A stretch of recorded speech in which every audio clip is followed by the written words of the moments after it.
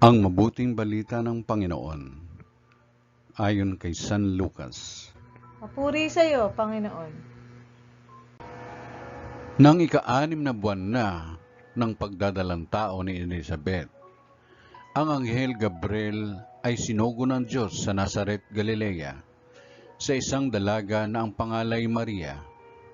Siya'y nakatakdang ikasal kay Jose, isang lalaki buhat sa lipi ni Haring David. Paglapit ng anghel sa kinaroroonan ng dalaga, binati niya ito, "Matuwa ka, ikaw ay kalugod-lugod sa Diyos." Wika niya, "Sumasayo ang Panginoon."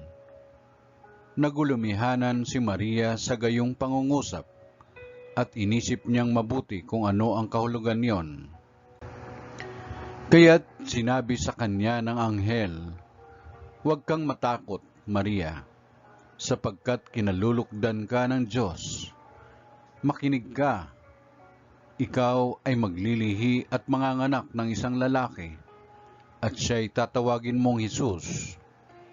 Magiging dakila siya, at tatawaging anak ng kataas-taasan. Ibibigay sa kanya ng Panginoong Diyos ang trono ng kanyang amang si David. Maghahari siya sa angkan ni Jacob magpakailanman, at ang kanyang paghahari ay walang hanggan." "Paanong mangyayari ito, gayong ako'y dalaga?" tanong ni Maria. Sumagot ang anghel, "Bababa sa iyo ang Espiritu Santo, at lililimang ka ng kapangyarihan ng kataas-taasan. Kaya't banal ang ipanganganak mo, at tatawaging anak ng Diyos. Natatandaan mo ang iyong kamag-anak na si Elizabeth? Alam ng lahat na siya'y baog, ngunit naglihi siya sa kabila ng kanyang katandaan, at ngayoy ika-6 na buwan na ng kanyang pagdadalang tao, sapagkat walang hindi mapangyayari ang Diyos." Sumagot si Maria, "Ako'y alipin ng Panginoon.